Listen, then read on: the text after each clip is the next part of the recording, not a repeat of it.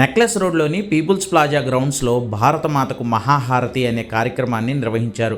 కేంద్ర మంత్రి కిషన్ రెడ్డి ఈ కార్యక్రమానికి ముఖ్య అతిథిగా హాజరయ్యారు. అయితే కార్యక్రమం చివర్లో హుస్సేన్ సాగర్లో బాణాసంచా పేల్చడానికి చేసిన ప్రయత్నాలు విఫలమై ప్రమాదానికి కారణమయ్యాయి. బాణాసంచా ఒక్కసారిగా పేలిపోవడంతో హుస్సేన్ సాగర్లో 2 బోట్లు అమాంతం తగలబడిపోయాయి. దీంతో కార్యక్రమాన్ని అర్ధాంతరంగా ముగించి అతిథులు సభ నుంచి వెళ్లిపోయారు. వాళ్ళు ఉన్నారా?